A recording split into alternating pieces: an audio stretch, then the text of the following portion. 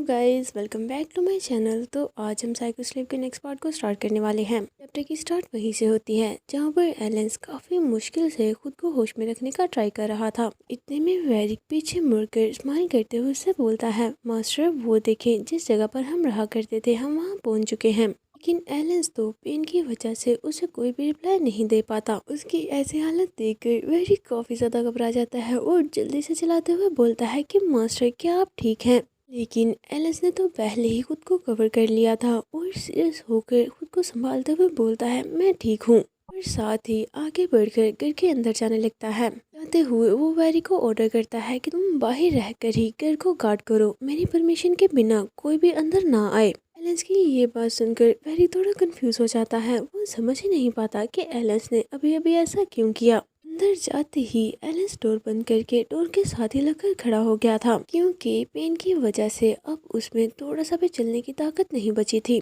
सोचता है, फाइनली मैं यहाँ पर सेफ हूँ। वो ये सोच ही रहा था कि इतने में वेरिक बाहर से फोर्सफुली डोर ओपन करने का ट्राई करता है।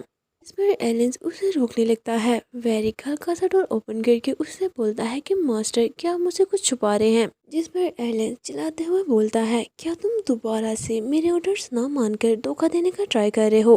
इतने में वेरिक डोर ओपन करके फोर्सफुली अंदर आ जाता है और उसके बिल्कुल सामने आते हुए सीरियस लुक के साथ बोलता है, हाँ तुमने बिल्कुल ठीक कहा। ये बोलकर वो उसे टच करने लगता है, जिस पर एलेंस तो उसे रोक भी नहीं पाता। वो बस दुखी मन से वेरिक की तरफ देख रहा था। वेरिक उसे टच करते हुए बोलता है, जरा देखो खुद को, इस टाइम तुम इतने ज्यादा वीक हो कि तुम मुझे रेजिस्ट भी नहीं कर पा रहे। तुम्हें धोखा देने का ये सबसे अच्छा टाइम है। उसे टच करते हुए जैसे ही उसका हाथ एलेंस के वोंड पर लगता है तो वहाँ से काफी ज्यादा ब्लीडिंग हो रही थी। इसे देखकर वेरिट बड़ी होते हुए बोलता है कि इतना ज्यादा ब्लड क्यों निकल रहा है, तुम इस टाइम इतनी ज्यादा पेन में हो। क्या तुम्हें अभी भी लगता है कि मैं तुम्हें धोखा दूंगा, इसी वजह से तुम अपनी वीकनेस मेरे सामने शो नहीं कर रहे। ऊपर ऊपर से तो तुम यही शो करवा रहे हो कि तुमने मुझे माफ कर दिया है, लेकिन असल में तो तुम अभी भी मुझ पर ट्रस्ट नहीं करते। इस पर एलेंस उसकी तरफ देखते हुए बोलता है कि अब मैं तुम पर ट्रस्ट क्यों करूं? क्या तुम्हें अभी भी ये याद है कि मुझे ये चोट कैसे लगी थी? एलेंस की ये बात सुनकर वेरी काफी ज्यादा चौंक जाता है। वो उसे कोई भी रिप्लाई नहीं कर पाता। जिस पर एलेंस उसके क्लोज आकर क्रीपी से स्माइल करते हुए उससे पूछता है कि जब होली सन ने मुझे स्टैप किया था तो उस टाइम तुम क्या कर रहे थे? और उसके ईयर्स के क्लोज आते हुए आहिस्ता से बोलता है, उस टाइम तुम होली सन के साथ मिलकर मुझे धोखा दे रहे थे। एलेंस की ये बात सुनकर वेरिक बिल्कुल फ्रीज हो जाता है। उसे काफी बुरा लग रहा था। वो दुखी मन से अपना सर झुकाते हुए उससे बोलता है, मास्टर प्लीज मुझे माफ कर दे। पर एलेंस उससे बोलता है कि अभी यहाँ से बाहर निकलो, वरना मुझे अपनी एलियनाई को ऑन करके फोर्सफुली तुम्हें यहाँ से बाहर भेजना पड़ेगा।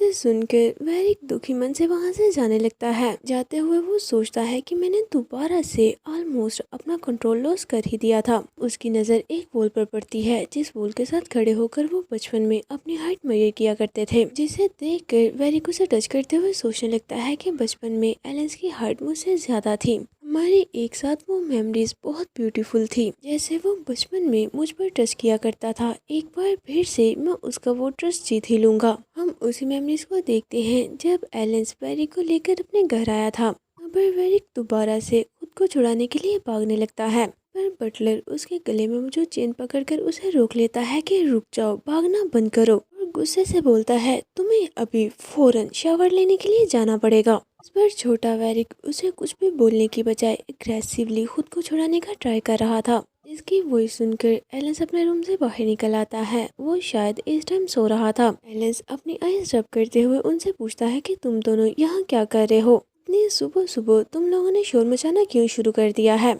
इस पर बटलर उससे बोलता है कि यंग मास्टर ये बात लेने से मना कर रहा है। हम वेरिक को देखते हैं जो कि एलेंस को अपने सामने देखकर और भी ज्यादा जंगली एक्ट करते हुए अपने गले में मौजूद कॉलर को तोड़ने का ट्राई करने लगता है। जिसके ऐसा करने पर अब एलेंस खुद से आगे बढ़कर चेन पकड़ के उसे कंट्रोल करता है और साथ ही उसे बात लेने के लिए ले जाने लगता है कि क्या तुम किसी दूसरे के सामने क्लोथ रिमूव करने से इसलिए डर रहे हो कि तुम्हें लगता है वो तुम्हारी बॉडी पर मौजूद मार्क देख लेंगे?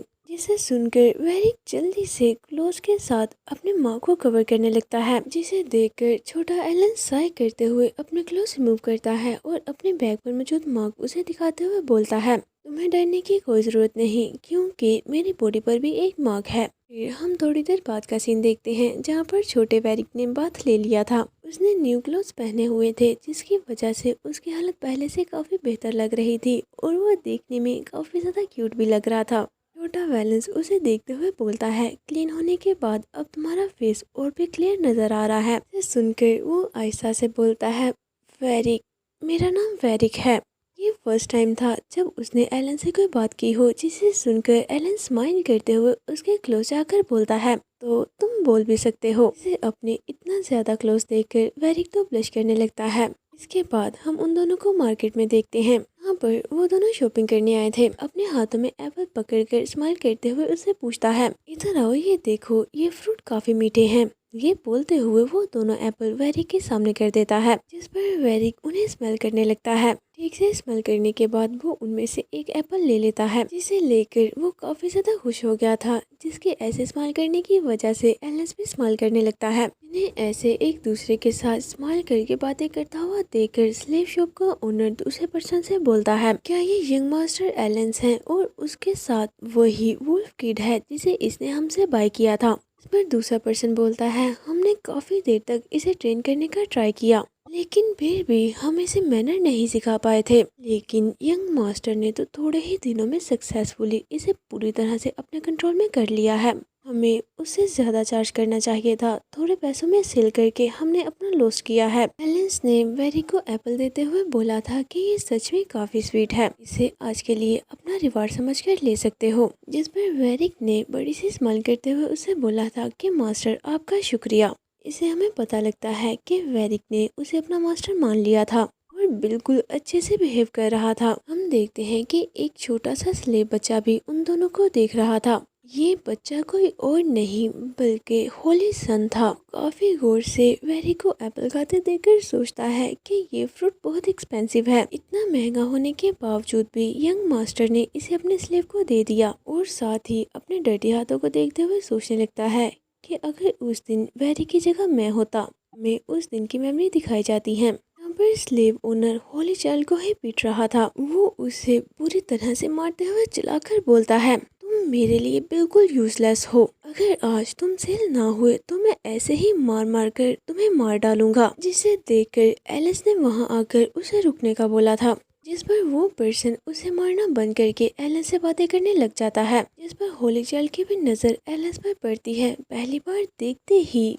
उसे वो बहुत ब्यूटीफुल लगा था और साथ ही अपना हाथ उसकी तरफ बढ़ाते हुए होप करने लगता है कि अगर यंग मास्टर मुझे बाय कर ले तो ये सच में बहुत अच्छा होगा। ऐसा करते हुए जब उसकी नज़र अपने हाथ पर पड़ती है तो वो जल्दी से अपना हाथ पीछे करके क्लीन करने लगता है कि मैं अपने गंदे हाथों से उन्हें नहीं छू सकता। मास्टर बहुत क्लीन लग रहे हैं, मैं नहीं चाहता कि मेरे गंदे हाथों की वजह से वो भी गंदे हो जाएं। वो ये कर ही रहा था कि इतने में वेरिक ने तो उसे गंदे हाथों से ही पकड़ लिया था। इस पर एलन चिल्लाते हुए उसे खुद से दूर करने लगता है कि डिस्गस्टिंग। जिसे देखकर होली चाइल्ड सोचने लगता है, जैसा कि मैंने सोचा था, सच में यंग मास्टर को गंदा होना नहीं अच्छा लगता, लेकिन ऐसा करने के बावजूद भी वो उसे ही अपने साथ ले गया।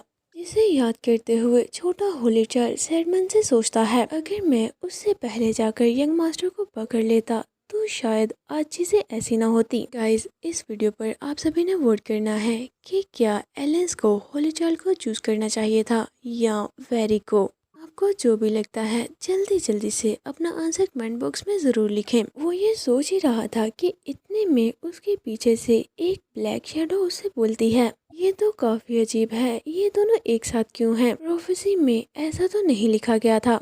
जिस वॉइस को सुनकर छोटा होली चाइल्ड काफी ज्यादा चौंक जाता है और चिल्लाते हुए बोलने लगता है कि यहाँ कौन है, अभी मुझसे किसने बात की है। इसे सुनकर ब्लैक शैडो भी थोड़ा चौंक जाती है और उससे पूछती है कि क्या तुम सीनियर हो। जिस पर वो बोलता है कि आखिर तुम मेरा नाम कैसे जानते हो। जिसे सुनकर ब्लैक शैडो क्रीपी से स्माइल करते हुए बोलती है, जैसा कि मुझे लगा ही था, प्रोफेसी में तुम्हारे बारे में लिखा था कि तुम एलेंस के स्लेव बनोगे। ऐसा लगता है कि तुम्हारी और वेरी की फेथ आपस में बदल गई हैं। पर छोटा होली चाइल्ड थोड़ा चौंकते हुए पूछता है कि क्या ये बदल गई हैं। तो उसके सामने आते हुए बोलती है, हाँ तुमने बिल्कुल ठीक कहा, असल में तो एलेंस को तुम्हें बाय करना चाहिए था, लेकिन उसने तुम्हें छोड़ दिया है। इस पर होली चाइल्ड उससे पूछता है ऐसा ऐसा कैसे हो सकता है।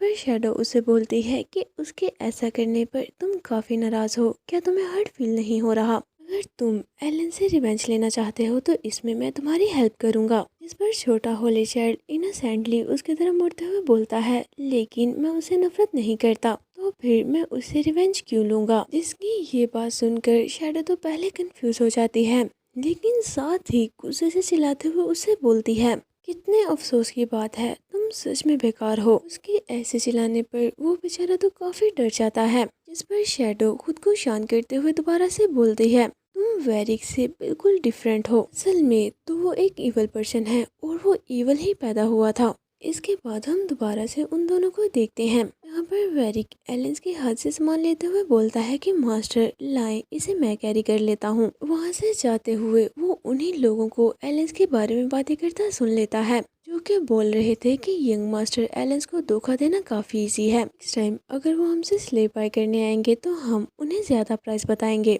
जिसे सुनकर वेरिक गुस्से से उन दोनों की तरफ देखने लगता है। चलते हुए एलेंस वेरिक से बातें कर रहा था, लेकिन जब उसे कोई भी रिप्लाई नहीं मिलता तो वो उसे बुलाते हुए पीछे मुड़ता है।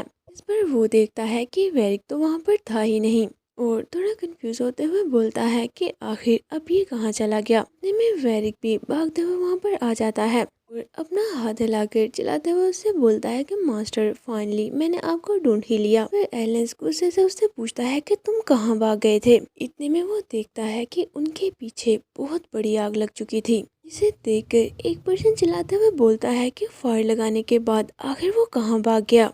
एलेंस भी चौंकते हुए वेरिक से पूछता है कि जिस जगह पर ये आग लगी है क्या ये वही स्टोर है जहाँ से हम अभी अभी गुजरे थे। जिस पर वेरिक इनोसेंट सा फेस बनाते हुए रिप्लाई करता है, पहले भी मैंने उस जगह से स्मोक निकलती देखी थी। इस पर एलेंस उसकी तरफ देखते हुए कुछ सोचने लगता है। इसके बाद हम रात को पैलेस का सीन देखते हैं, जहाँ पर एलेंस सोने के लिए अपने रूम में जाने लगता है, लेकिन वेरिक तो मास्टर मास्टर बोलते हुए भागकर उसके पीछे ही जा रहा था कि मास्टर मैं आपकी हेल्प करूंगा। इससे पहले कि वो एलेंस के रूम में जा पाता, बटलर जल्दी से डोर को बंद करके उसे अंदर जाने से रोक देता है। ये यंग मास्टर को अभी रेस्ट करनी है, तुम उनके रूम में नहीं जा सकते। जिसके ऐसा करने पर वेरिक गुस्से से उसकी तरफ देखते हुए बोलता है, ठीक है।